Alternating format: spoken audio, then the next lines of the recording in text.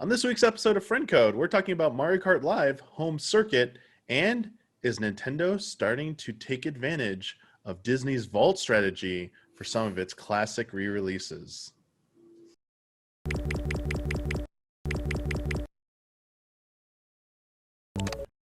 Hello everyone, welcome to a new episode of Friend Code. I'm your host, Michael Damiani. This week I'm joined by Ian Hank. Hey. Daniel Budworth. Hey. Deja vu, deja vu, deja vu. This is not, we're not recording it the same time as before. We're all wearing different clothing, as you can see. It just happened to be that the two topics I want to talk about. Yeah, nice. We just felt like it would be a good lineup. Plus, the other allies are busy with a lot of stuff right now. You probably guess why. And it's a busy time of year. Just, it's the fall. We're heading into very important stuff in the next couple of weeks, so maybe you'll see some of that in a little bit. But here in Friend Code Land, where we're talking about Nintendo, what? Just to be clear, Blood and I are super busy too. Oh yeah, had an hour. Yeah, this is insane. Okay, so everyone here is busy. Just so we don't look bad. Just Ian and Bloodworth had like they'll see everything one more hour than everyone else. It's like we were doing the calculations. Like we were just like crunching the numbers, and it just came out. All right, Ian, Blood, you've got like one more hour available. Sorry, I gotta use you. I gotta use you. I have no options here. What do you expect me to do? So yes. Well, and I'm the only one who's played home circuit. So yes, we will be talking about Mario Kart Live Home Circuit, and Ian has been the only one who's able to have hands-on with it. Ian just did a recent video for Easy Update on it. If you haven't seen that, you should go check it out. I probably will be using footage for that. You might be seeing it in the lower corner when we're showing that, because that's the footage we have from it. Very good. I've got that copyrighted. You can't use that. Dang it. No, don't hit me with that copyright strike. Don't I'm going to DACMA you. Take down vid notice. Whatever the hell that's called. And then, as we said, we're going to talk about, so they announced Fire Emblem, Shadow Dragon, and the Blade of Light arriving in the U.S. Later this year, December 4th. It is the first English port of the original Fire Emblem game for the Famicom. We're not really going to talk so much about the game's announcement, so much as the strategy Nintendo is employing with it, following a pattern that they just did with Super Mario 3D All-Stars about limited availability for their games, and we'll get into that in just a little bit. So that is what we got for today, and I have like one or two questions at the end. So it's what I was trying to get at is we're really busy, but it's a little light on Nintendo stuff. We've had a lot of things happen the last few months for Nintendo, but it's kind of in this period, like right before Pikmin 3 is coming out. I know the DLC for the Crown Tundra just came out for Pokemon, but I have had no time to put any time into that, basically. So, and then Hyrule Warriors is still a month off, so we're just a little like, it was just like the perfect storm of there really isn't too much to talk about on this episode. So it might be a little bit lighter than usual, but hey, you have two great people here to talk about it, and that's not me. We could talk about the endless Switch Pro rumors that keep surfacing as though they're new news. From the Switch Pro rumors, because I made a promise until there's official information for Nintendo. We're not falling down that rabbit hole like we did before with the Switch Lite. I mean, we've done so many Switch Pro rumors on the show at this point. I don't know. Yeah. I feel like we just rebrand the shows like Switch Rumors. Nintendo Rumors, the podcast, Nintendo Rumors. We don't have to be Friend Code anymore. It's funny because my Google Discover or whatever, like the news feed thing, feeds me like a new article like every week about the Switch Pro, but there's never anything new. It's just like, it's rumored. Maybe it'll have this screen. And I'm like, I don't care. Until it's real news, don't tell me. That's what I saw. They had the mini OLED screen or something was the newest one. Yeah. But that's like it. It's just like, and my use one. That's it. The end. It's like, all right, great. I'm like, okay, it might not exist. I think it's because we have the new consoles coming in so soon, and Nintendo fans are just hungry for, give us new hardware announcements. Like, we want to be part of the party too. Like, we want to be part of the new hardware party, and there's that fear of missing out a little bit. But we'll see. Maybe next year. I have my gut says we'll probably hear something about Switch revision, Switch hardware update in 2021. Not this year though. But software let's talk about some software. Let's talk about and some peripherals. I guess it's both actually. This is one of their unique ideas, following their history of trying these like weird one-offs that are either wildly successful or make headlines for a little while, then fade out, into obscurity afterwards. That would be Mario Kart Live Home Circuit. Ian, you got to try this out, and I want to know about this, like the setup process. Obviously, if you watch the Easy Update, Ian does do all this already. So for those of you who haven't watched it, this is your chance to maybe get a little bit of the inside information about how it actually works and what the process involves. Yeah, so I mean, you unbox it. Obviously, you've got the cart. You have to download the game separately. The game is free. It's just on the shop, and you download it. But obviously, you can't do anything with it if you don't have the cart. Yeah, you can turn it on, and then you would get to the part where it says, like, point your cart camera at this QR or QC code or whatever it is, and QR code, and then you wouldn't be able to do anything because you don't have a cart. It might have some kind of, like, informational stuff in there, too, if you don't have a cart. Not sure on that, actually. But, yeah, so you download that. You have to charge the car when you get it, which I was hoping I wouldn't have to do. I was setting up the vMix stuff while I was there anyway, so I ended up having time. But yeah, I think it took maybe 3 hours to charge, but they say you get a 90-minute charge or a 90-minute play out of that, which is actually really pretty good. Yeah. Yeah, and then you turn on the game, you point the QR camera or the camera to QR code, it syncs them up. There's one button on the cart and a little hole for charging a USB-C cable hole there that you have to slide the thing up. Took me a minute to figure out how to get the little flap. Oh, yeah. Yeah, and then you just push the button, do the QR code, it syncs up. It's pretty fun. And then the camera actually looks really good. The delay wasn't very bad. And the thing I was really surprised by is driving it. It's really funny in the Easy Update episode because I had another camera, like a real life camera, just set at the floor, And once you get going, and it comes with cardboard stand. Oh no! Oh. Because looking at them, I was kind of like, how do you do these things? And then you unfurl them and then fold these little slots in, and then they stand up on their own. They're pretty strong. They're not like, they're made out of cardboard still, but didn't feel like they're going to fall apart. But yeah, once you get going, you put them in the right order, 1, 2, 3, 4, and you have optional little arrow things, and in game those show up and animate because it can AR those. But yeah, very little delay in the camera. The camera is actually pretty good. It looked good on the TV, and in the footage you can see that it looked pretty cool.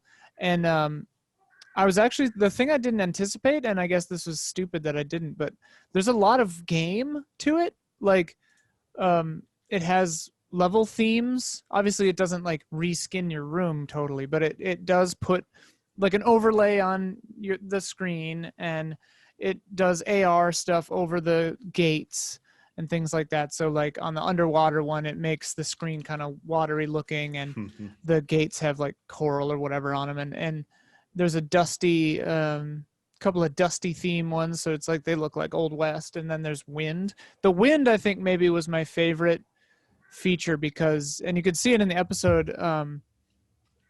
the wind actually pushes the cart in the game. And so you can see when I cut to the overhead camera, the little cart is going like back and forth like that because I actually had to like adjust for the steering constantly.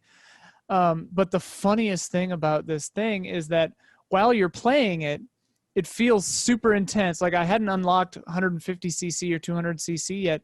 But even playing on 100, it feels really intense in the game, and it feels like you're barely making these turns and that you're getting harangued by the enemies all the time, and items and things are happening and blah, blah, blah. And then you see it in real life, and it looks so dumb. Just this car just going like really slowly, kind of trundling along. Reminds me of funny. The Ant-Man part at the end when the toy train, where it's all dramatic from their view, and outside when they crash, it's like stupid. Yeah, It's That's very great. much like that. And it's funny because the way I had to play it, docked, so I could record the video in the game for the episode, limits how far from the dock I can go, obviously, to about, I want to say 10, 15, I think they say 15 feet unobstructed. So I did try to drive it under the couch, and when I had the switch behind the TV, it blocked the signal too much and I lost service. But I moved the switch out to the side, and then I could drive under there, and the camera would just get a little staticky. Yeah, I but heard it it has would not lose. it's more issues when you're in like dark areas like that. Yeah, I guess it's a lighting issue and a distance issue, maybe. I drove it out into the hallway, which is well lit, and I got just past the office, and it started to lose connection because the signal was too weak. So like docked, the range is maybe 15, 20 feet. Yeah. Seems like about I, what you'd expect for a controller most of the time. Yeah. But what I haven't tried is, and I've heard that it actually works better handheld because there's less dock in the way, obviously, but also you can just walk behind the car. And so I think that would be an interesting way to play it, which I haven't tried yet. Because you could focus more on the real life aspect of it too. Like you could put gates all down the hallway or something, and then obviously they have to loop because you have to end where you started. But you could follow the car, and you could have a 300-foot course theoretically, and it could get pretty nuts. I'm looking forward to seeing if this thing takes off. I'm looking forward to seeing people do like really neat builds on it, like building actual courses and doing weird stuff. I hope they do that. It'd be fun to watch. Yeah, it'll be interesting to see if they do software updates, since the software part of it is free. They drop in like new level themes for the AR part of it. I know you didn't get. I don't think you got to try it out, but the one thing I'm still pretty curious about is how it works with. Because you play with up to 4 people total, so 3 people in addition to yours. How it feels trying to make a course that it can accommodate multiple people driving multiple carts. Yeah, I think that could get really, really fun. I think if you had another car, it would be pretty wild. And yeah, they'd be synced to the different switches. So it's an expensive proposition because I think every cart is $100, right? Yeah, it's $100 for the kit. Yeah, there's a Mario and Luigi, and but you can do a full set of 4. They would just be 2 of each. 2 Marios, 2 or 4 Luigis or whatever. But yeah, I think that would be really fun because they could bump into each other. Pretty funny to watch. It would be pretty fun. They can bump into each other. They can get into each other's way and stuff. And like in game, the game doesn't really detect obstacles that are in the middle of the course. It assumes that the course is basically clear unless it's a big enough thing that it can see it and be like, okay, that's like a wall. So then it'll adjust for it. But I had like a tripod leg or a chair leg in the middle of my course, and the AI computer guys could just go right through it, whereas I had to go like around it, At least in my case, it seemed like it wasn't really, it looked like it was kind of trying to incorporate it maybe, but Bullet Bill, when you auto drive, it just crashes you right into stuff. You can't see it, It would be kind of interesting if you could maybe walk the course like an open mode with the cart, so that you could go to that spot with where your tripod leg or obstacle was, and if the game's not detecting it, just say, I'd like to drop a solid object here in the AR, so that it would register it. I wonder, cool. Like it's like I played it for like an hour and a half, and I didn't super deep dive into further customizations in the track stuff, because you can make custom tracks and apply different effects at the gates that you want, and you unlock more as you play the game, and you unlock better speeds and stuff. So I think out of the gate you can have the gates give you coins, do a little boost, or have items on them, and then you can unlock more stuff. The first race I actually did, and you could see this in the episode, was some kind of mirrored, it was like from the second to last Grand Prix thing, and I wasn't really thinking clearly, because I should have realized that it would be kind of hard to start out with. But it has a thing where the wizard, the PlayStation wizard, I forget his real name. Oh, Kamek. Yeah, who does the PlayStation symbols at you? I was like, a PlayStation wizard. Magic Koopa, which is funny because that predates the PlayStation. Right. Yeah. So PlayStation ripped that off. But anyway, that guy comes through and mirrors the video. So it makes it very hard to drive. And I think, the solution to that would be to look at the kart in real life, which I completely kept forgetting to do always. Your controls mirrored, so if you push right, you go left? Or is it just the video? I think it's just the video, but it's still very disorienting. But definitely I think it just reverses the video because I pushed right and I would go right, but I should have gone left because the, video is flipped. But yeah, so it has a lot of extra tricks to it, which I wasn't expecting. I thought it would just be like fun skins over whatever course you made, and that was that, but they actually kind of put some thought into it, and you unlock a lot of costumes and different carts and stuff. If you have the construction cart on and back up, your cart beeps in game, not in real life. Stuff like that, though. It's cute. And if you're wearing a hat, if you have a hat on, Mario, if you get boosted, will put his hand up to hold the hat from blowing off. Oh, that's cool. It's a cute game. I don't know. I think it would be a lot of fun if you had another person with another cart and could race and play and stuff, especially for kids. It would be a lot of fun. I do question how long it would keep me entertained. I could easily play it for another couple hours, but yeah. Yeah, I mean, this depends on the progression and stuff. If you have to like place like gold cup, finish first and then unlock that's how you like the higher speed cups, or if those are just like unlocked from the beginning. I know you mentioned that there were 150 200 cc, but I didn't know if they were just from the get-go they're unlocked, or if you have like I could not do them in the Grand Prix. I could not do those. All right, then and it does actually make your cart faster in real life. Yeah, and when I've heard it's a lot easier it makes your cart to go over carpet and stuff with the higher speeds. Yeah, I did get stuck on stuff sometimes, and it puts you at a significant disadvantage if you have an uneven floor or stuff in the way compared to the AI guys. Also, the game does have the just after 2 countdown boost. Oh, nice. Which I thought was really fun. Have that. Because you could start gas the boost. real cart. Yeah, the real cart boosts. I forget if you said it. Cool. It doesn't incorporate drifting at all. Even though your cart can't drift, there's no like drift thing to make a turn. There is some kind of drift mechanic that people were talking about, but I don't know how it works. People in the comments talked about drifting, but I don't know how you would do it in real life. I don't know. Yeah, because the camera would have to you'd have to drafting simulate either. that. I don't know. Yeah, or maybe it's I don't know. I'll have to try it maybe myself or look it up. But I was curious. Yeah. Obviously, it probably does not literally work the same as it does like we're thinking of, but there might be a mechanic for it. The only other thing I think would be cool to see them try at some point, especially because it supports up to total 4 players, is making like a battle mode type thing. Sure, yeah, that'd be fun. Like a setting up those things, the gates and everything, to make like a more like a square course. And how that would work and stuff, doing like a battle mode, that'd be kind of fun. I can see that being really wild. You can set up custom races, and set all the parameters yourself. So I wonder what latitude you have there to make other kind of ideas happen. I don't know. And there is a time trial, I know, and I feel like there was one other mode, but I don't remember what it was.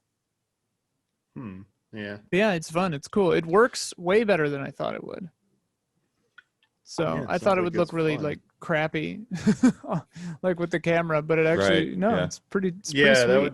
That would definitely a concern.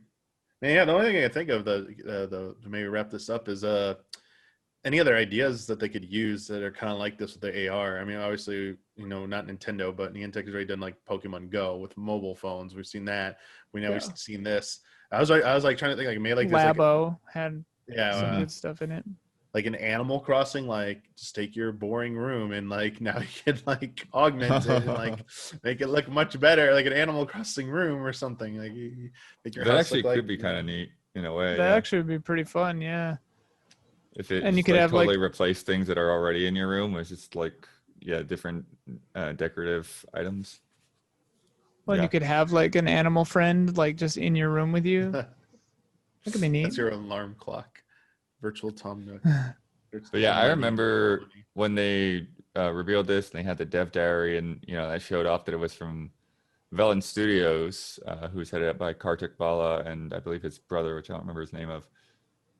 And those guys, they used to be with Vicarious Visions, who did a lot of work with Activision on like Tony Hawk games, and I think some of those Spyro and Crash games maybe as well. But those guys, we had interviewed them several times over the years at Nintendo World Report and Planet GameCube, because they'd often work on like the Nintendo versions of Activision's titles, and they just always seem like really cool, smart, friendly dudes. And like I haven't spoken with them for like 15 years or more maybe at this point, but it's just really cool to like, there's like some of the first people I probably like talked with in the industry when I was in my younger days, and it's like, all right, they've gotten away from their original company, they're doing a new company, and now they're making a real life like Mario Kart AR thing. Like, that's cool. It's cool to see them continuing to be innovative and creative with their work. Yeah, and I don't know about the sales, but I would say that this thing works about as well as it could, better than I thought it would. So this thing is primed to be like a hot Christmas item. Oh, I bet. Yeah. Yeah. Especially without much else by way of competition. Like when you look at Mario Kart 8 sales, then finding out that it's not just like some like garbage like Connect, like it does actually work and it is actually fun. Like, you got like a perfect storm for Christmas. Well, and if you've got the space, that's the thing, is like you need a flat floor, a pretty decent amount of room, because I ended up having to make just like a thin, maybe 20-foot long thing, but like I couldn't utilize the whole room because it was uneven and it was just too crazy. So like if you have a big old living room, this thing would be incredible, and no one living below you, because I imagine that would be really annoying. Right. Yeah, it does seem to be sold out pretty much everywhere, at least here in the US. Looks like reseller market on Amazon for either the Mario or Luigi set's about like $170. So twice the price. Jeez. But yeah, like Best Buy, GameStop, Target, Walmart seem to be sold out of it, and Amazon doesn't have it. So yeah, it looks like it might already be gone. So it did seem like it was a hot ticket. Whoopsie. Yeah, maybe they'll restock it. You never know. But I imagine this thing is gonna keep. Yeah, it's gonna show up and then go away and show up and go away quite a bit.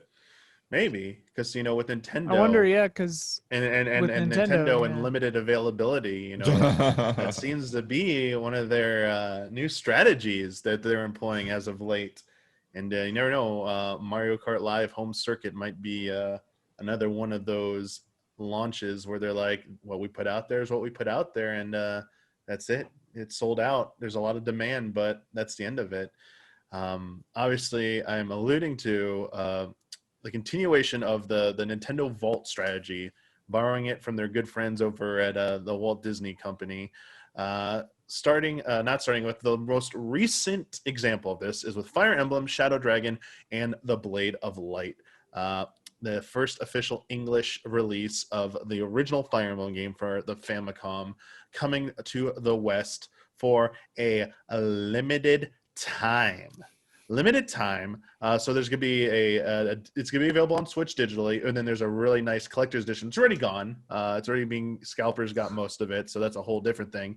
But it's available for a price of $5.99, available December 4th. But it'll be only available to purchase until the end of the franchise's 30th anniversary, which is on March 31st, 2021. That date might sound familiar because earlier this year, Nintendo announced something called Super Mario 3D All-Stars for for Super Mario Brothers' newest 35th anniversary, and the physical it's a collection of Super Mario 64, Super Mario Sunshine, Super Mario Galaxy, a 3-pack bundle is available as a physical or digital edition. It is only being available to purchase until March 31st. 2021. After that date, you can no longer buy either of these games. So my question to you is your thoughts on this practice, and I want to remind you all, when it comes to physical stuff, that's not the end of the world. Nintendo has done this before with physical copies. The Mhm. Zelda's Collector's Edition, you can only get that one of 3 ways for a very limited time. The Super Mario All-Stars 25th anniversary was called the Super Mario All-Stars Limited Edition, which was also only available for a limited time as well. The problem here, I want to specifically want to know about is the tactic of doing this when games are now so prevalent digitally that they are not going to sell this even digitally after March 31st, 2021. How do you feel about this? Um, well, yeah, I mean, that's the first reaction, right? Like it feels ridiculous, especially for something that's essentially, I think a lot of people, maybe not too many, but like a fair amount of people have been waiting for like 19 years, right? Yeah. Since they first got Smash Brothers Melee and stick it in and like, who's Marth? You want the answer to this question, and here's the game, that's who's Marth. There you go.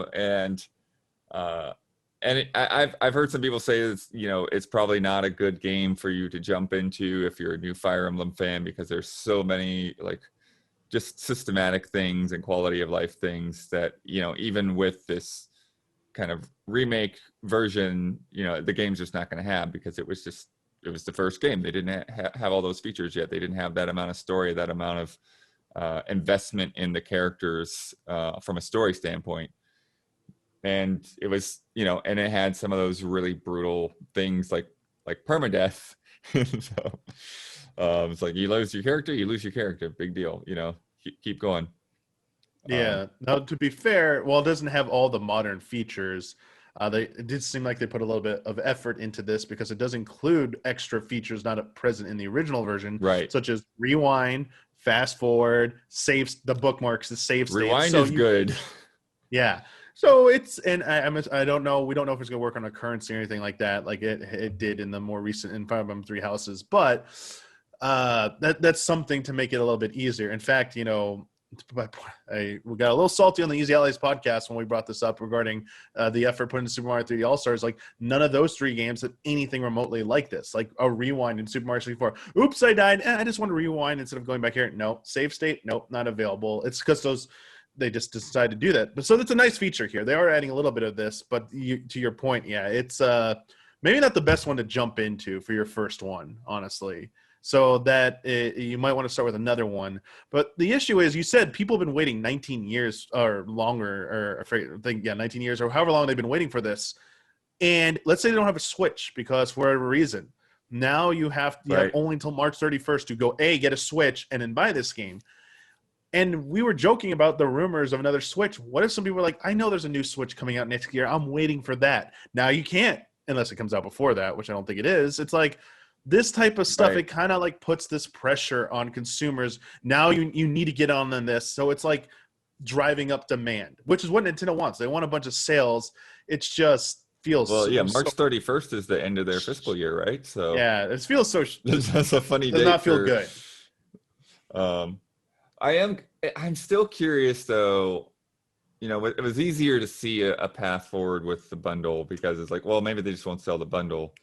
But I am curious if there is something that Nintendo is doing around the corner to where this is just going to seem like a non-issue. If there's going to be, this is something that, okay, they've made their sales off the suckers and now they'll add it to the NES Online library. Right. Yeah. That's what I was thinking with this, is because it's additionally weird because it, like, the Super Mario one was weird because it's probably too expensive. This one is weird because it's like, you already have a thing for this. It's the NES Online thing. Just put it in there. Like, yeah, and maybe that's what they're going to do. Yeah. Is just but they are translating a game that's never been translated before. And with some of those NES Online games, they haven't really translated them. They're just like, here's the Japanese game. Good luck. Yeah. But I mean, they have a history of doing that with, well, I guess that was on the hardware thing, but they did put out Star Fox 2 or whatever that had never been out. Right. So like, that game was pretty much done, though. They just opted not to release it in the original place. Whereas this localization and how much text is in this game, it probably cost more to do this than to finish up development for Star Fox 2, probably. Who knows? But I mean, it does seem a little weird though. If they're charging people $6, it's like, Next up, yeah, Mother if you want to play 3, this, you wanna only play this available for 3 weeks. So what's their start? Are they trying to get people who really want to play this earlier? If their long game is, we're just going to eventually release this anyway, individually, like the 3D All-Stars collection, each game will come out individually, whatever. That one, yeah, what you're saying, Bloodworth, that one I could see if you bought them all now, it's a discount. You're getting them for cheaper than they will be buying them individually or something like that. It'll be more expensive. Or maybe they do have a sort of service. Maybe N64 games are coming in, and Mario is going to be added. Super Mario 64 is going to be added to that. That made more sense to me. I could see that being more feasible for a long-term strategy. This, though, they just end up adding it to NES online service. How many people are going to feel burned by that when they're like, I paid get up? mad, yeah. Yeah, unless they take away some features, like, oh, it's just a straight port. None of the rewind or anything is in there. I wonder if that would be enough to mitigate that backlash that's going to inevitably Doesn't the happen. NES online already have that feature? It's built in, yeah. Yeah, I it's know. built So into it's that. like, I guess it's a good point. Actually, it's like it's kind of already there. So it's like, I mean, I don't know can't- that they've actually done Good point, anything Glenn. different with these features, Yeah. Damiani. I like the physical version. I get the $49.99 version. Yeah. I get that being limited. That makes perfect sense. This, I just can't think of a good answer for why this I is mean, limited. I think one of you already said it as they're doing the Disney Vault thing. It's like literally some Mickey Mouse BS, you know, is like Yeah, but that's not a good just reason. creating false demand. I mean, it's a great reason if it works for them. It's a bad yeah. reason for us. Any way you slice it, but like Disney's been doing When it our Disney whole does the lives. vault, do they announce that they're vaulting the thing when they announce the product? I remember ads back in the day saying like Disney is opening the vault and Aladdin is available again on DVD or whatever, but I don't remember if they ever said when it was going away. Right. Maybe it was just like once we sell through, it's gone. I don't feel like they've ever done this like hard deadline, or at least if they did, it would have been like after a thing had already been out for a couple of months, and then he's like, get it quickly, you know. Get it quick, yeah. Well, I mean, you pointed out that's the end of their fiscal year, this March 31st thing. But the thing that's weird about it is, like, Nintendo loves anniversary stuff. They always have.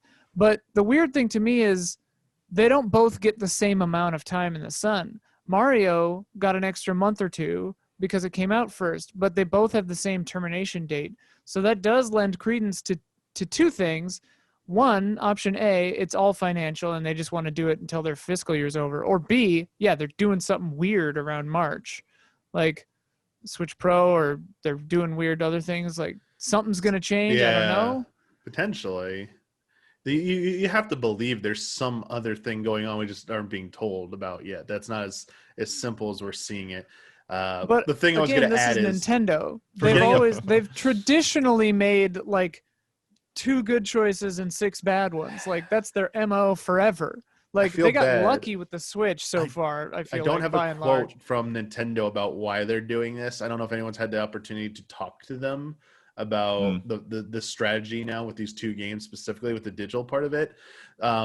As maybe a peek might occurred into how Disney felt. Disney is on the record about saying why they did this practice. The Walt Disney Company stated, this is from sorry, the source for this is from Gizmondo. Sorry, from Gizmondo article. The Walt Disney Company itself stated that the process that we call vaulting was done to both control their market and to allow Disney films to be fresh for new generations of young children.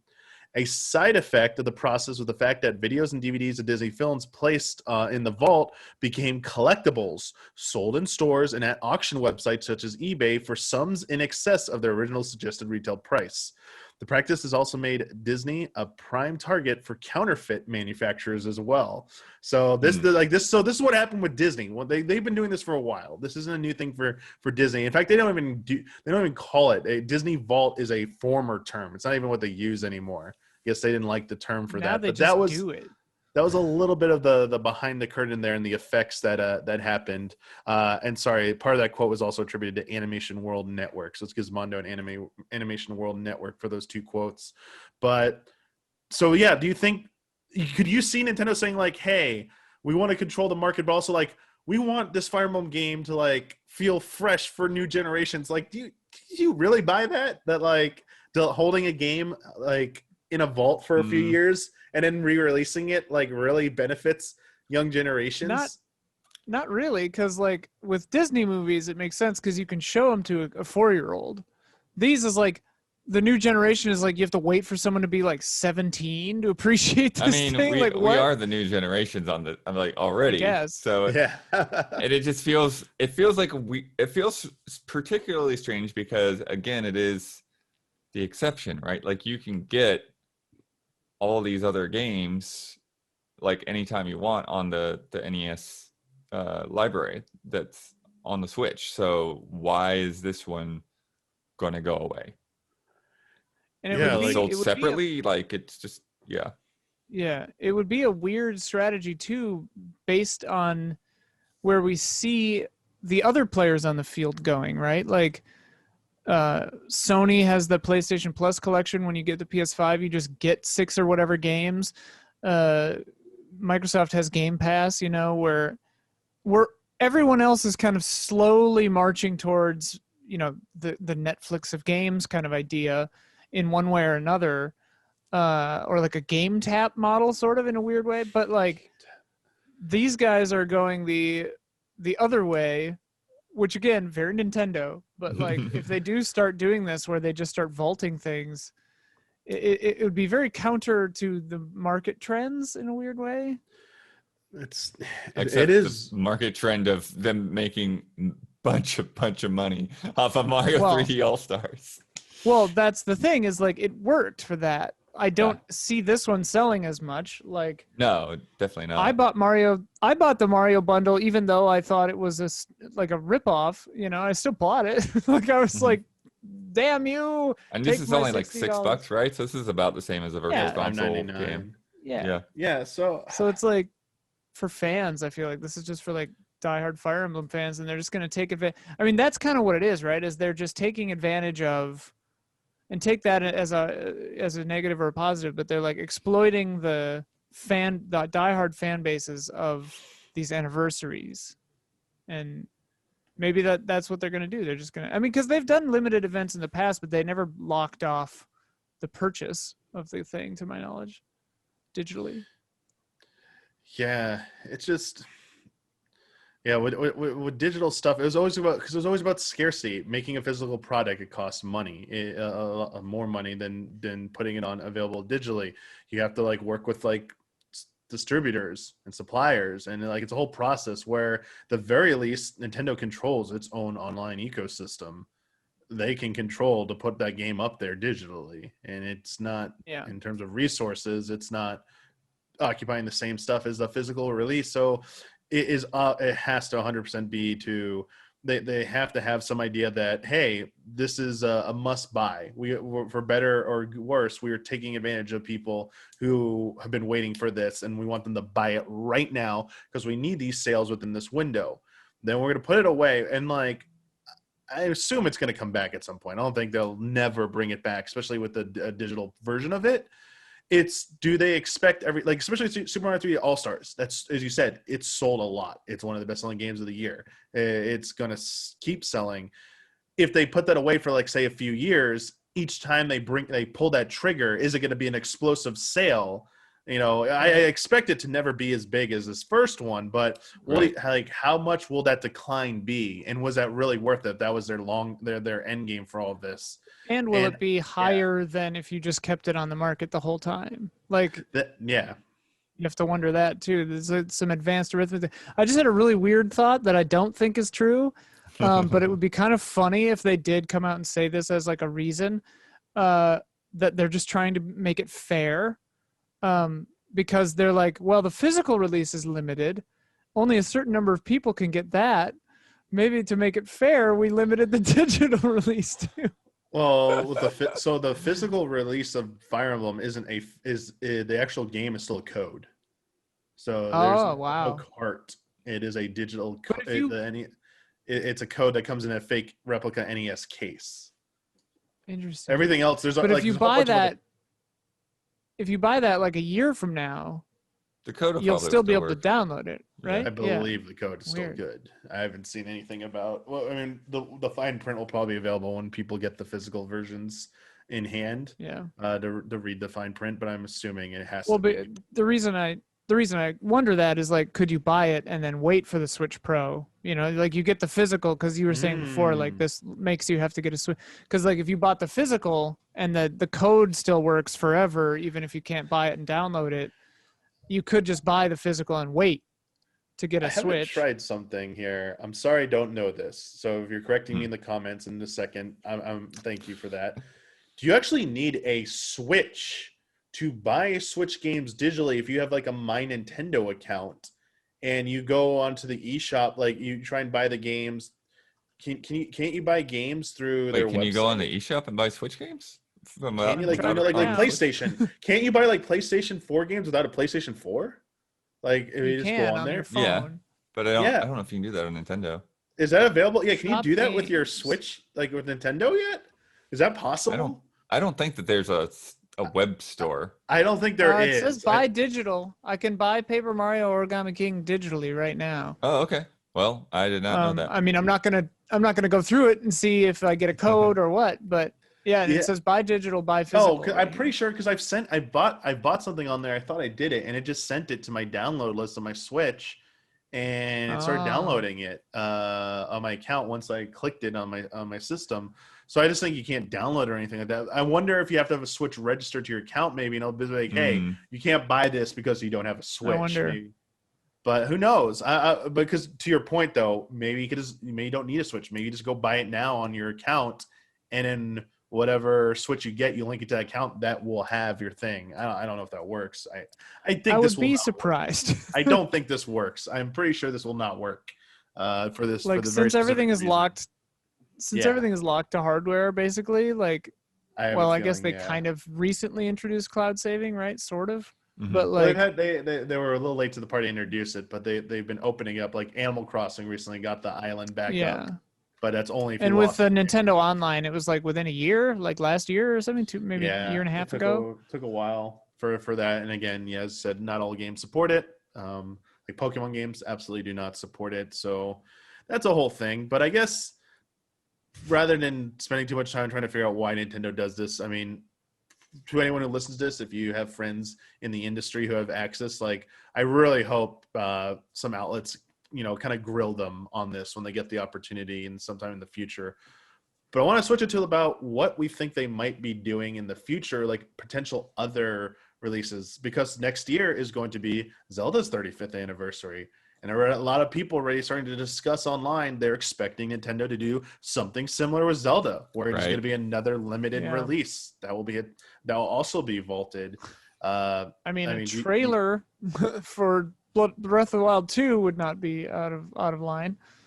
I guess, yeah. Tetris trackers. Yeah, what do you is there any obvious candidates that you see that would be perfect for this, that would fall into this vault strategy, just based But on the your problem gut? is, aren't all the other Zeldas already on the digital? So yeah, so Um, the legend. So 1, all the way 2, through and 3 Link are. Link to the Zelda 1 and Past 2 and A Link is. to the Past. So 1, 2, and Yeah. 3 are currently available, but you don't have Link's Then a Awakening. remake of Link's You don't have Awakening. Ocarina of Time. You don't have Majora's Mask. You don't have like anything Link's Awakening onward isn't on Link the Between Switch. Worlds. That it wasn't a Switch release.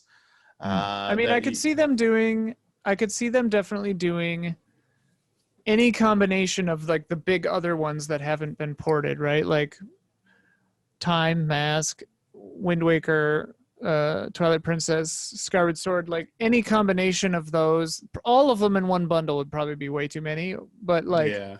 maybe N64 bundle and then Twilight Princess Skyward Sword bundle or something Yeah. on Switch. Well, and don't forget about the Wind Waker Master also. Quest for Ocarina. Oh, yeah.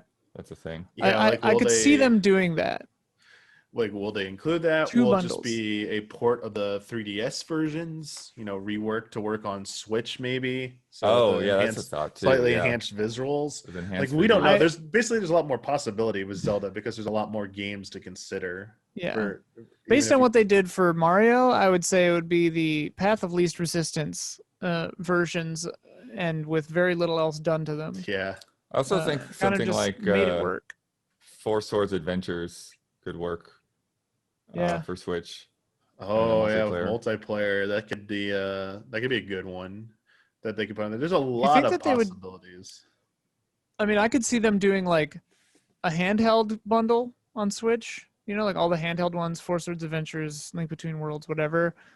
The N64 bundle, and then the like later bundle, which I guess I would probably put Wind Waker in that one with Twilight Princess, and like the GameCube on bundle.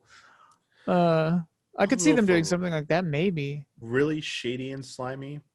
They're gonna do a physical special edition called like the Master Collection, which will be like the Path of Most Resistance version. So like all as many Zelda games as they can fit in there. It's gonna be an Every exuberant. Zelda It's gonna be like game. $100+, like over $100 easily. Oh yeah. Not only will it be limited edition and limited time to even buy it if it somehow doesn't sell out in 2 minutes, some of those games will only be available in that version. So like the digital version will not Oh. include some of those games. I bet they do something like that. I Oh, man. But they absolutely would just be codes anyway. yeah, they would just be codes anyway. And you'll see the reselling value for those codes. This is like because like the vault, if used in a better way, like something that it takes a little bit more effort and you never would have expected it. Like this Fire Emblem game, I sort of get it if it was like physical, but it's like the digital part of it just makes me a little annoyed. But something like the BS Zelda games, if they were actually to like do some kind of port man. of those that were never previously playable outside of Japan. I mean, there are versions out there, but like they're not the official final versions.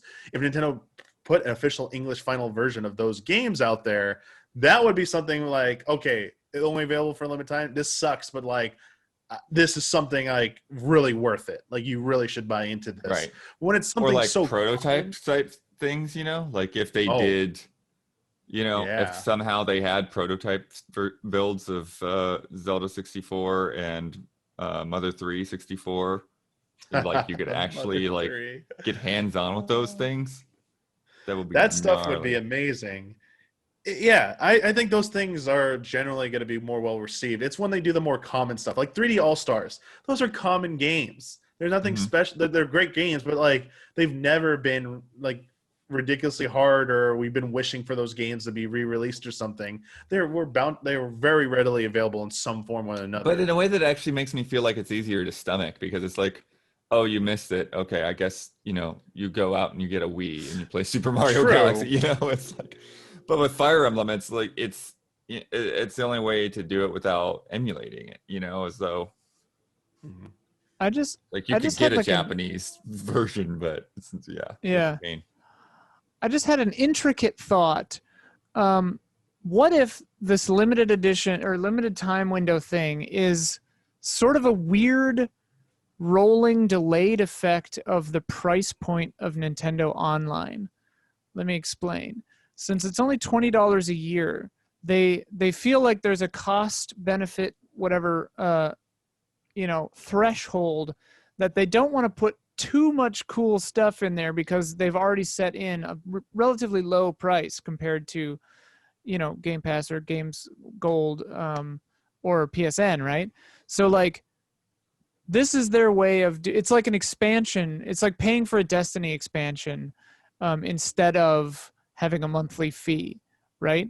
Where if their cost was higher per year for Nintendo Online, they could put this cool stuff in there, and it would be limited by the fact that you need to maintain your subscription to have access to this.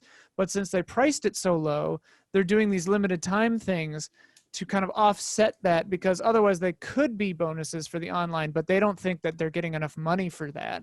So they're doing this artificial pressure thing of a time limit to offset that. Whereas if it was $60 a year, they would just throw all this stuff in. Like, I wonder, maybe some weird thing like that. I mean, that's like a lot of weird mental gymnastics, but I wonder. Because like when you're talking about like prototypes and unreleased things and like new translations and stuff like that, that it feels like DVD extras, right? And that kind of stuff, it feels perfect for Nintendo Online users to get as like to sweeten the pot. I mean, we did the same thing with Patron parties, like sweeten the pot for subscribers, and they have access to it as long as they're subscribers. But their price point was too low to make it any better than it already is. you know, without Yeah, raising the price. maybe. My the most obvious thing to me with just reading through all this, I think it's just as simple as we were making it out to begin with, where the dates give it away. That is the end of their fiscal year. Yeah. They have, like, while Switch is doing extremely well, like a lot of their software is doing well. I wonder if the amount of software put out, like even with those record numbers, they still need to hit a few more milestones.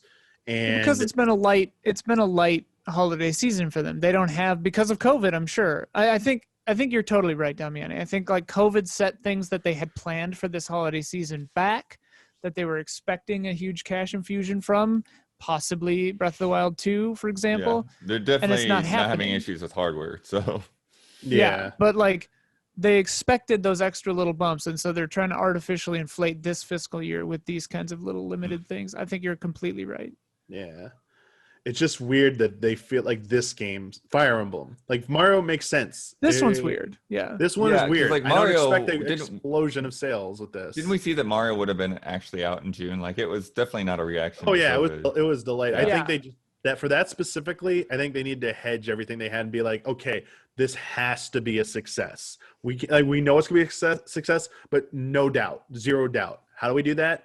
We say it's limited time only. Like Time add that window. extra part to Yeah. it where you can only buy it within this window. That will help maximize the chance we will hit the highest amount of sales thought we were going to hit throughout a longer year of sales that we would have had for it if it came out earlier. And I think that works. This one's just like mystery to me. This one is just, this starts to let me ideas creep in about like control of content more than just sales. This is some other part of the Nintendo philosophy that is like yet to be fully disclosed. As soon as someone can sit down and interview someone about this and get them on record, we'll probably start to get a better understanding of what's going on with this. Plus, in the coming year, seeing if they do this with anything else. If they don't do this again, we'll know, okay, this is a one-off thing because of Something COVID or was something. There was definitely a financial thing. If we see Zelda or other things start doing this as well next year, like a Zelda Collector's Edition or whatever, then we know there's something a little bit more going on. I mean, Well, again, they love anniversaries. For years, they've done crazy stuff like Year of Luigi and whatever. Like Right. they love anniversaries. So it really could boil down to just like they wanted to do some cool exclusive stuff for an anniversary celebration. Because I mean, like the eShop is reskinned as Mario still. Like they love it. So who knows, man? Yeah. yeah, we'll see. Well, we'll keep our eye out, see what they have in store for the future. I have a feeling this will definitely not be the last we hear about this. But yeah, on another real quick note, I'm excited for Fire Emblem Shadow Dragon and the Blade of Light. I have not actually played this game. I will be picking it up digitally because I've just never played it before, and I think Have you played it's the remake? priced. Hmm? Have you played the remake? I have not played the original version of this. Right. I'm asking if you played the remake of it. Isn't that the GBA one? No, I think it was like DS or 3DS, wasn't it? Shadow Dragon. Yeah, or whatever? I'm pretty sure I reviewed it for Game Trailers. Okay. I played the first two that came out was called Fire Emblem, and then here in the US, the first Game Boy Advance one. I'm sorry, I don't remember what they originally were, but the two GBA ones that came out here, I played those, loved them. And then Shadow Dragon was the name, I believe, for the DS one. I think because it was split into two or something. I don't remember. I reviewed that one for Game Trailers, and I really like that one too.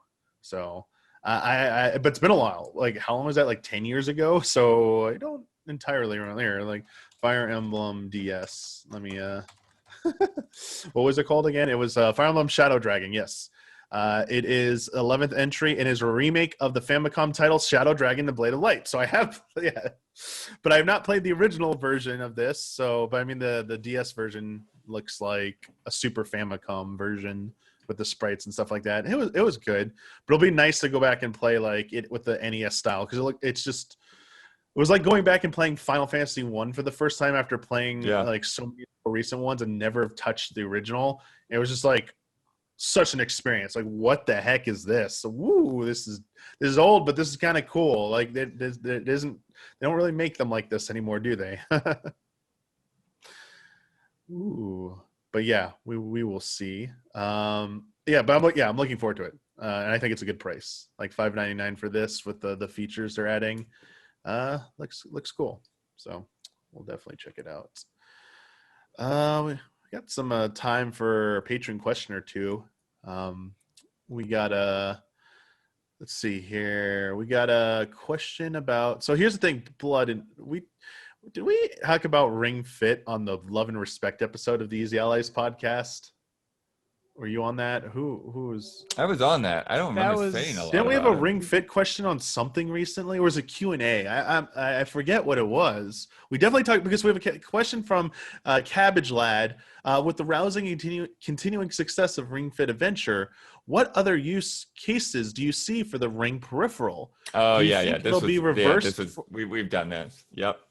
Yeah. That was a double submission there. Yeah, I think they were. So this was actually submitted for Last Driving. Friend Code. Driving, obviously. I think it would be kind of cool if they had. You know what? They should do something with Pokemon with it. Next, Let's Go. Oh, And sure.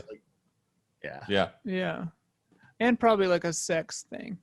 Yeah, that Switch Sex edition. The Switch Sex. Yeah. Uh, Nintendo's the- big into like the sex games, so you could do some thrusting onto the ring for sure. They really are. They have all these anime games. They don't censor here. They like, weirdly kind of Sony are. and Microsoft censor everything, but Nintendo doesn't. They absolutely let all these like anime sex games come through.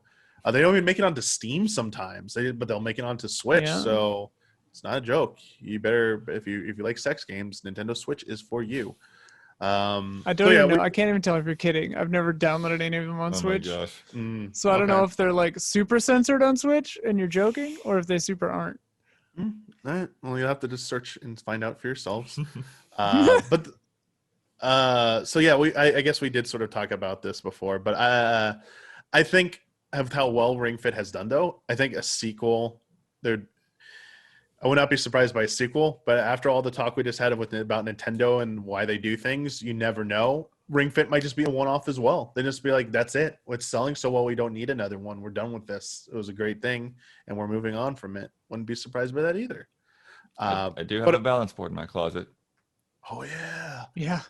Man, what if they made a hang glider was a- game? Because remember, you do have that like falling down one in Ring Fit. I'd love like a Pilot Wings maybe with the Ring Fit peripheral. The what's it called again? Breath of the Wild 2, if you have the Circle? Ring Fit controller, you can Ring Con. It's use called it the to Ring glide. Ring Ring Con. Con, yeah. Yeah, that's what it's called. You can use it to glide in Breath of the Wild 2. Oh man, and your shield. And you got like there you It's go. a shield? Yeah, That'd get actually your be work pretty out in cool. Breath of the Wild sequel. There you go. Maverick Lee back has a question for us regarding controllers. Do you find that your nostalgia for a game is also wrapped up in what you used to play it?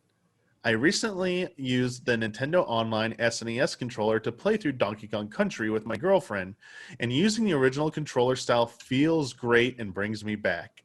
And Nintendo seems to be king in both nostalgia and varying controller designs. That might be up for dispute, but sure. So I'm curious how attached you are to, say, the N64 controller, which hasn't had an official re-release. Cheers and stay safe. The SNES controller feels like I have the wireless one too, and man, it just feels great to play. Even like Mario Maker with it. Yeah. Like when you switch to play mode, you'd pick up the SNES controller. It just feels good. I mean, for me, like, Souls games are the big one. Like it feels, because I played them on PlayStation first, and so it feels, even on my PC, feels like a betrayal to use the 360 controller for it, or the Xbox One, controller. Yeah, I think there's definitely games that are made around a specific controller's, ergonomics and inputs and everything, that goes behind it. So when you do a port, they don't always feel right, and I think that N64 games are very much in that level because, it was a very distinct controller. The analog stick was, essentially like a first draft on analog sticks. Yeah. Since then the rest of them have been pretty similar. But that one is, that long stick with the small ball at the end, it creates a different, sensitivity to how you play. So yeah, I think And N64 is probably one of the closest ones to culprit that, the closest one to like fit that scenario. But I think there's all kinds of weirdo controllers out there specific to certain games. You know, like with like, remember Sega did the box thing for like Let's Tap, where you put the Wii remote on top Yeah, of a let's box. tap. I did do that. Well, I mean, But you know, I'm just like thinking like Seaman had like microphone attachments, and yeah. you know, there's just been like a lot of games out there that like if they could, they would pack a unique controller in with them. And so Smash trying Bros is a to huge one with the GameCube controller. Everyone wants to Yeah. use that for that. Yep. Very true. DK true. Bongos for Jungle Beat. And That's a the game that Sega was- like they made it compatible with the Wii remote and everything, but it's like, nah, you gotta Not the play it same. with bongos. That's how that game works. I remember it's really funny with PlayStation controllers because they've basically just been iterative. They've been almost the same except for they add the sticks or they add this and that, rumble, blah blah blah. But like playing a PS1 game with the OG PS1 controller and how like light that thing is, it really brings me back every time.